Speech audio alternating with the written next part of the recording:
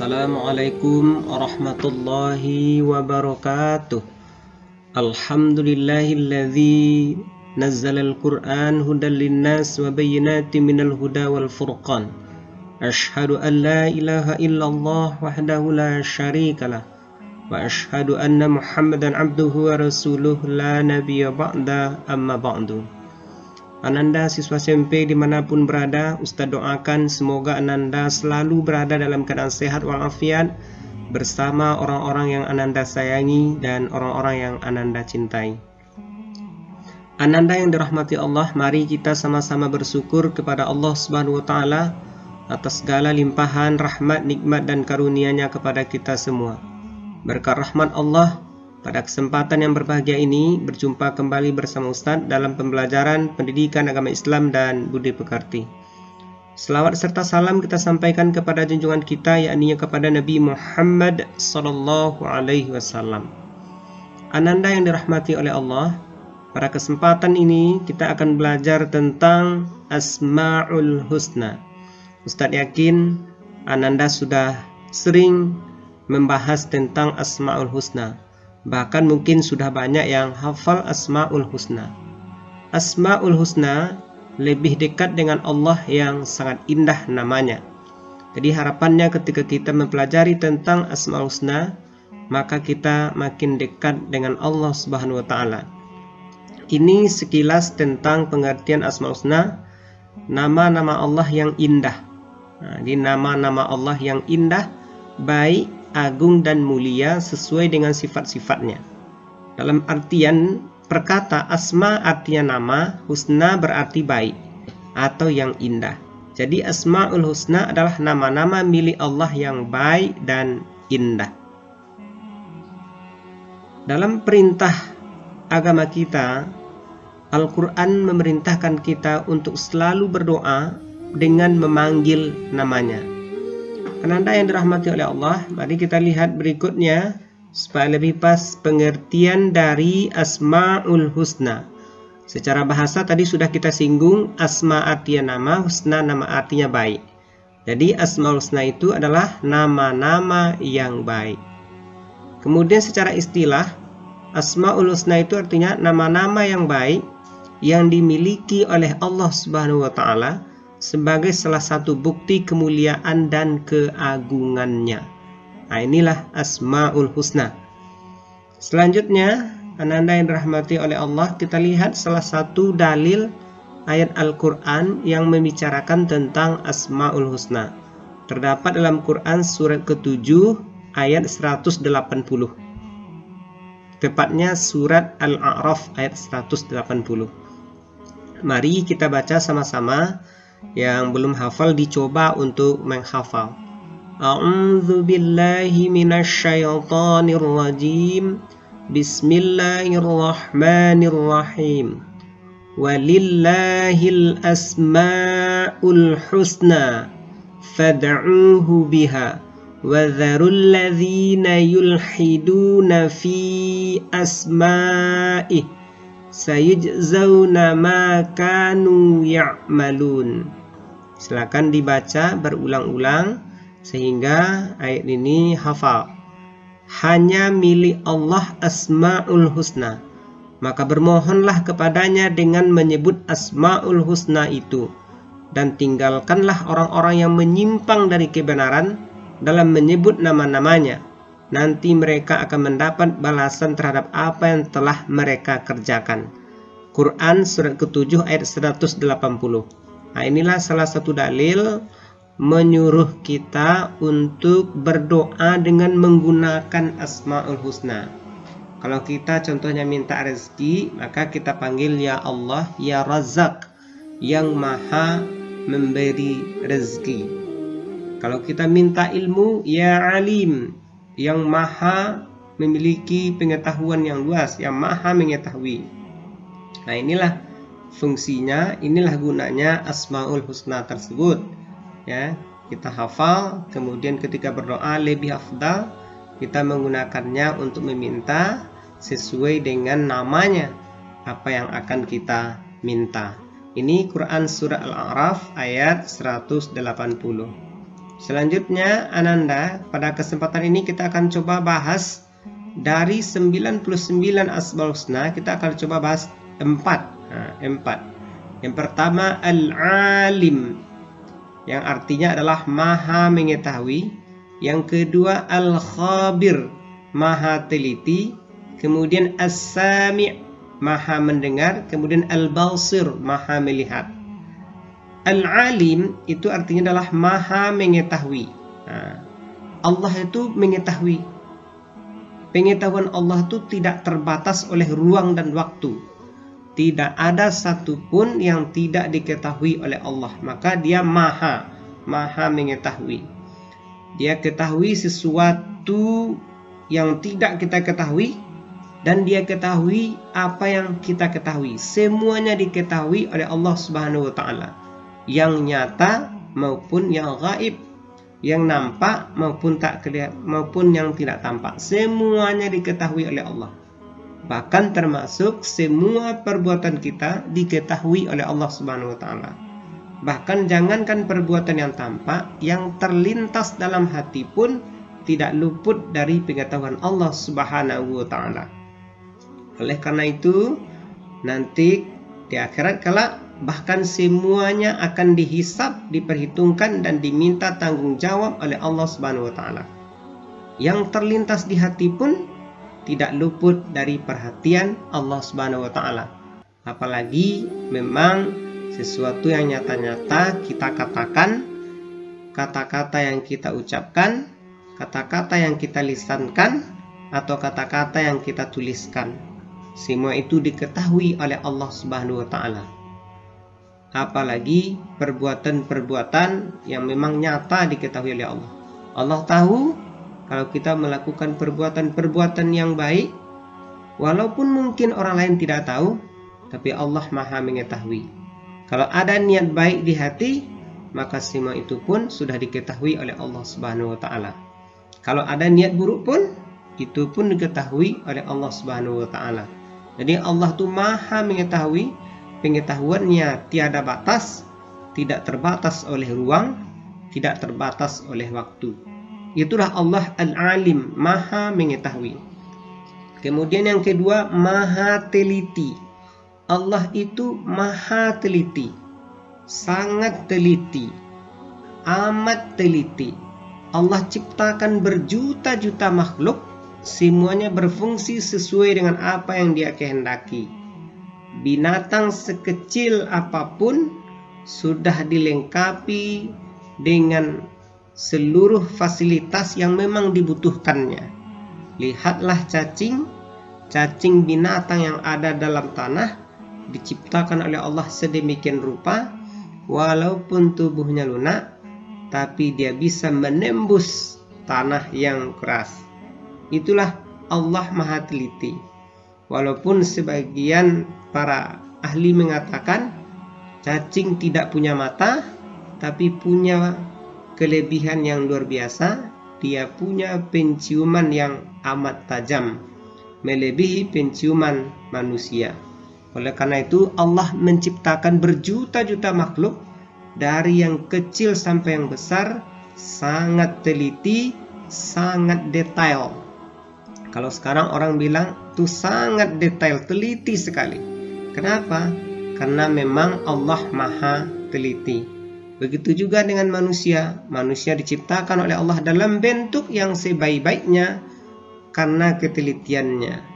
Laqad khalaqnal insana fi ahsani taqwim. Kami jadikan manusia itu dalam bentuk yang fi ahsani taqwim, tsumma radadna. Kemudian karena ulah perangainya, tingkah lakunya yang tidak sesuai dengan kehendak Allah, kami kembalikan dia ke tempat yang serendah-rendahnya.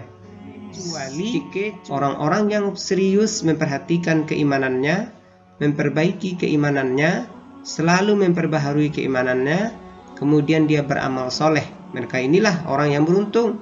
Bahkan keberuntungannya ditambah-tambah oleh Allah dengan falahum ajrun ghair mamnun, pahala yang tiada putus-putus. Sekali lagi, Allah maha teliti, ketelitiannya melebihi siapapun yang paling teliti di atas muka bumi ini. Kenapa? Karena memang Allah maha teliti. Jangan ragu dengan kemahatelitian yang dimiliki oleh Allah Subhanahu wa ta'ala. Kemudian yang ketiga, Asmaul Husna yang satu lagi namanya As-Sami', maha mendengar.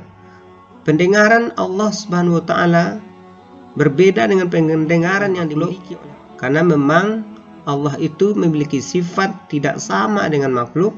Walaupun bunyinya sama-sama mendengar, tapi mendengarnya manusia berbeda dengan mendengarnya Allah Subhanahu wa ta'ala. Allah Subhanahu wa ta'ala maha mendengar semua suara apapun yang ada di alam semesta ini. Pendengaran Allah tidak terbatas oleh ruang, tidak terbatas oleh waktu. Seluruh makhluk didengar suaranya oleh Allah Subhanahu wa ta'ala. Walaupun mungkin bisik-bisik, itu tetap dipantau, didengar oleh Allah Subhanahu wa ta'ala.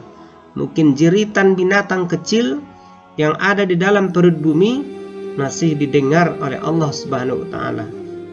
Kemudian yang keempat, Allah itu maha melihat.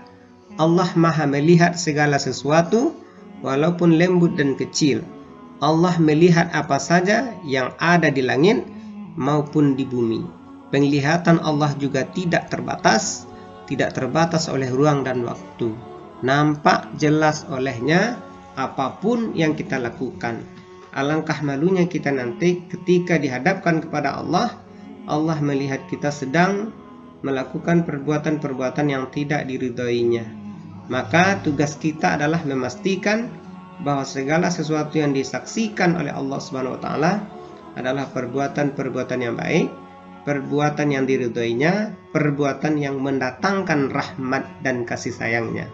Ananda yang dirahmati oleh Allah, inilah 4 Asmaul Husna yang perlu kita teladani, kita ambil pelajarannya, dan kita jadikan ini sebagai panduan, arahan dalam bersikap, dalam bertindak dan berbuat.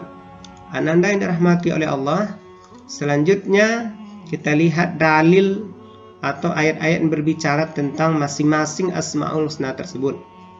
Yang pertama, Asmaul Husna Al-Alim, terdapat dalam Quran surat Al-An'am ayat 59. A'udzu billahi minasyaitonir rajim. Bismillahirrahmanirrahim. Wa 'indahu mafatihul ghaibi la ya'lamuha illa huwa. Wa ya'lamu ma fil barri wal bahri wa ma tasqutu min waraqatin illa ya'lamuha wa la habbatin fi zulumatil ardi wa la ratbin wa la yabisin illa fi kitabim mubin. Nanti baca lagi, ulang-ulang bacanya. Dan pada sisi Allah lah kunci-kunci semua yang gaib.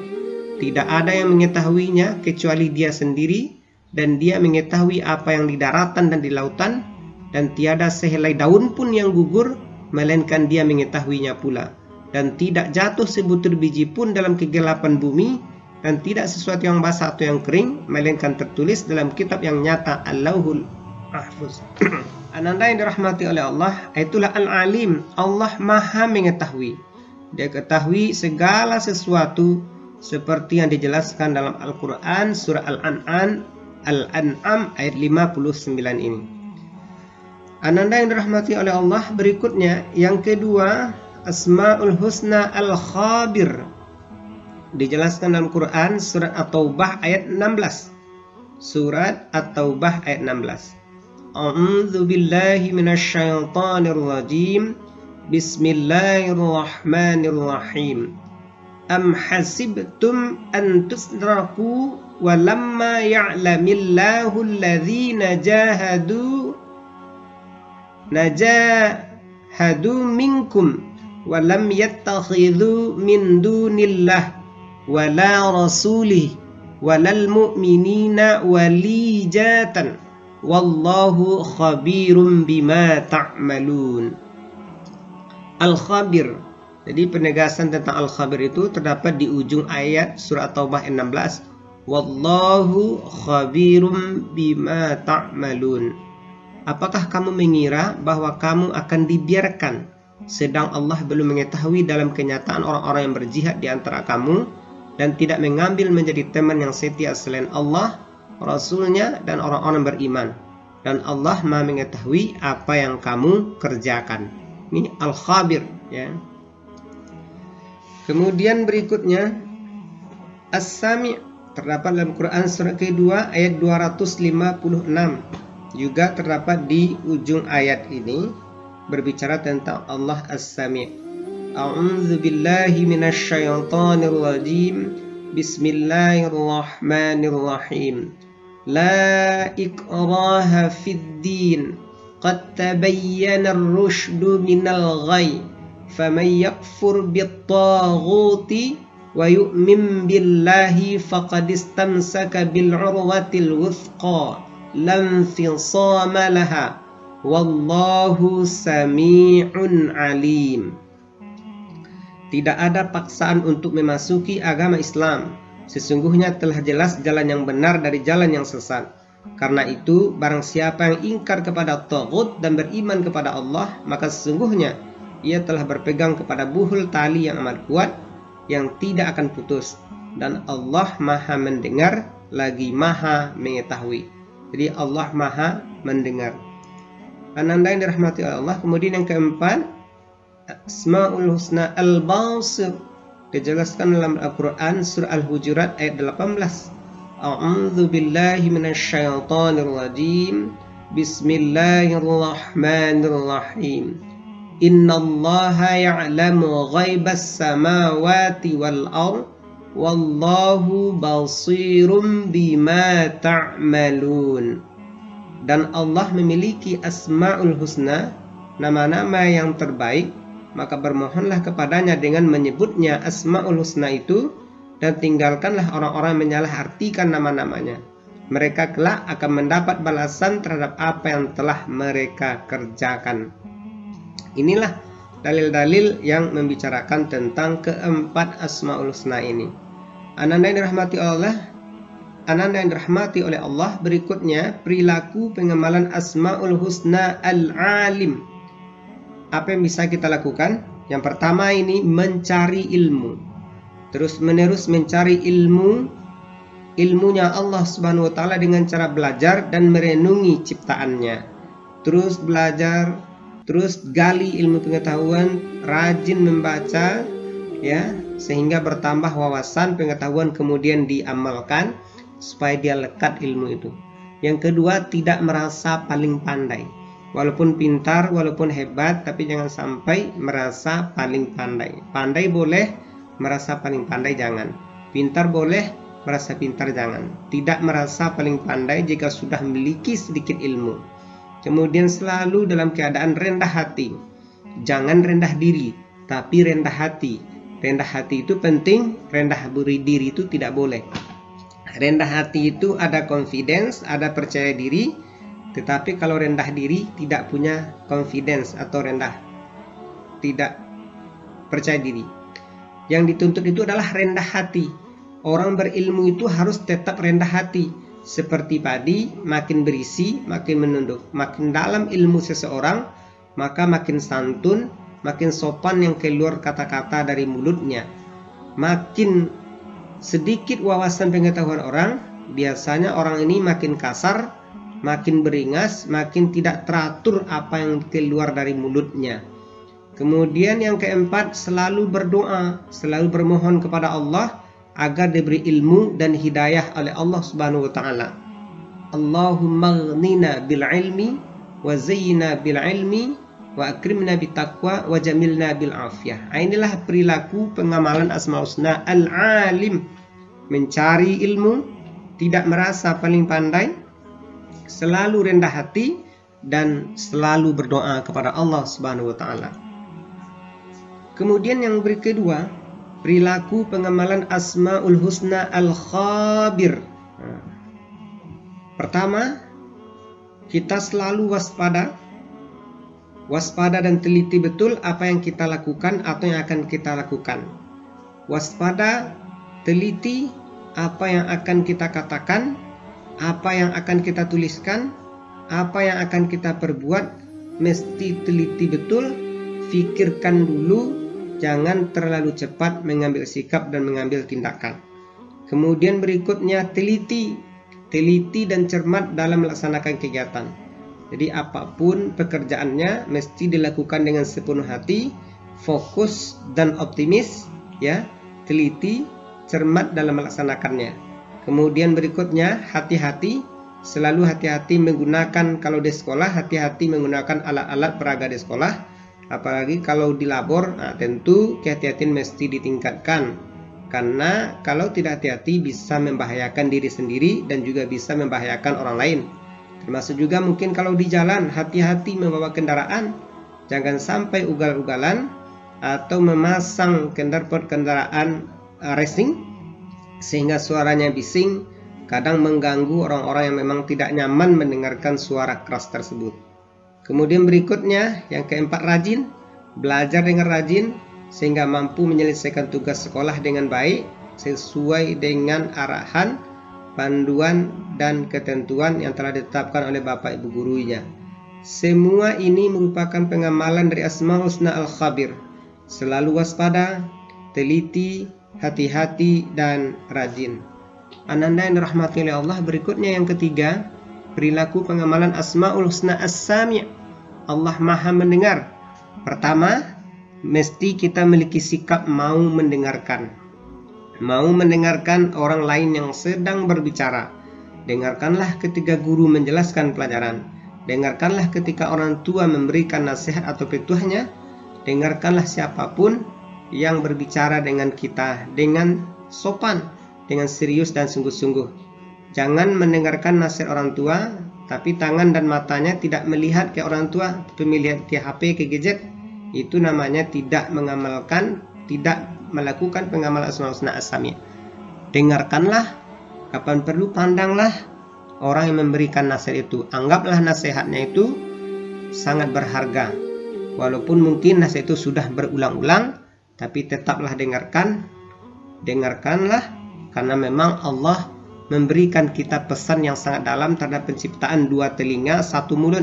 Artinya lebih banyak mendengar daripada banyak berbicara. Orang banyak bicara terkadang menutup pendengarannya, sehingga yang benar hanya dia, yang salah adalah orang. Oleh karena itu, mari kita belajar untuk mendengarkan dengan serius, sungguh-sungguh dan fokus. Kemudian yang kedua, PK. Menjadi orang yang PK terhadap informasi. Informasi yang kita dapatkan mesti dulu kita pikirkan, kita renungkan, sehingga informasi yang kita dapatkan tidak menjadi sesuatu yang merugikan kita, merugikan orang lain. Dengarkan dulu, cerna dulu, pikirkan dulu. Kemudian PK terhadap pesan tersebut. Jangan cuek, tidak peduli. Nah, maka ini contoh tidak melakukan, kemudian biasa memilah informasi, berlatih untuk dapat memilah informasi yang baik dan yang buruk. Jangan semua informasi yang masuk diterima, ditelan bulat-bulat, tidak. Tapi pilah informasi mana yang baik, mana yang buruk. Termasuk juga tayangan-tayangan yang kita ambil, kita tonton, termasuk permainan-permainan, pilihlah yang mungkin lebih baik untuk kita. Kemudian yang terakhir, jaga lisan, karena menjaga lisan ini sesuatu yang memang kadang sulit, ya. Tidak berkata-kata yang bisa menyakiti hati orang lain, karena Allah Maha mendengar. Allah Maha mendengar apa saja yang keluar dari lisan kita, dan sesuatu yang keluar dari lisan kita tidak habis begitu saja. Akan dihisab, akan dimintai tanggung jawab oleh Allah Subhanahu wa Ta'ala. Apalagi kalau sampai mengeluarkan kata-kata kotor, orang memberikan nasihat baik untuk kita, menegur kita ketika kita salah, yang keluar dari lisan kita bukan terima kasih, tapi malah cacian, cercaan, hinaan, bahkan mungkin kata-kata kotor. Nah, ini namanya tidak mengamalkan perilaku Asmaul Husna As-Sami'. Oleh karena itu Ananda, As-Sami' itu, ya, untuk meneladaninya mesti kita latih untuk selalu bisa mendengarkan, kemudian PK terhadap informasi, kemudian bisa memilih informasi, kemudian menjaga lisan kita. Ananda yang dirahmati oleh Allah, berikutnya yang terakhir, perilaku pengamalan Asmaul Husna Al-Basir. Allah Maha melihat. Apa perilaku yang bisa kita teladani?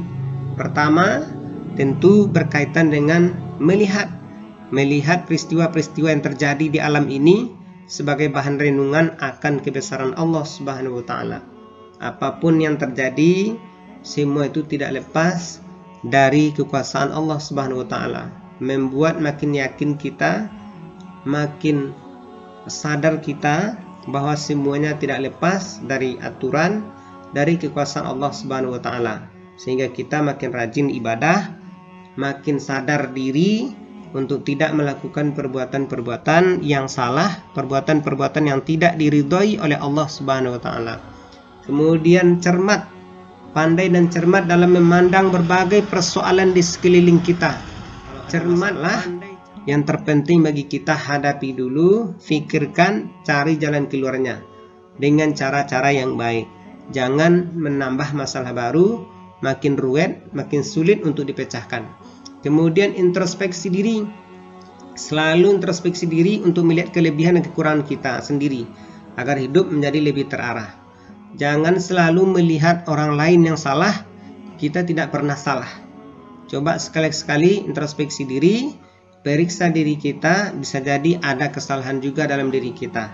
Dalam pepatah Minang dikatakan, ya, kadang orang gajah dekat matanya tidak kelihatan, tapi semut di seberang lautan tampak. Artinya apa? Yang nampak olehnya hanya kesalahan orang lain. Dia sakit, yang salah orang. Dia miskin, yang salah orang. Pokoknya yang salah semuanya orang. Itu namanya tidak mampu introspeksi diri sendiri. Kemudian perhatian, tingkatkan perhatian. Memberi perhatian kepada orang tua, saudara, dan teman. Nah, ini penting, ya, sebagai sikap pengamalan Asmaul Husna Al-Basir. Nah, inilah Ananda penjelasan sedikit tentang Asmaul Husna, nama-nama Allah yang indah dan agung yang menunjukkan kemuliaan dan keagungannya. Mudah-mudahan kita bisa mengambil pelajarannya, bisa mengamalkan dalam kehidupan sehari-hari. Barangkali ini saja yang kita bahas pada kesempatan ini. Semoga bermanfaat, terutama bagi Ustadz yang menjelaskan. Kita tutup pembelajaran kita hari ini dengan hamdalah. Alhamdulillahirabbil alamin. Assalamualaikum warahmatullahi wabarakatuh.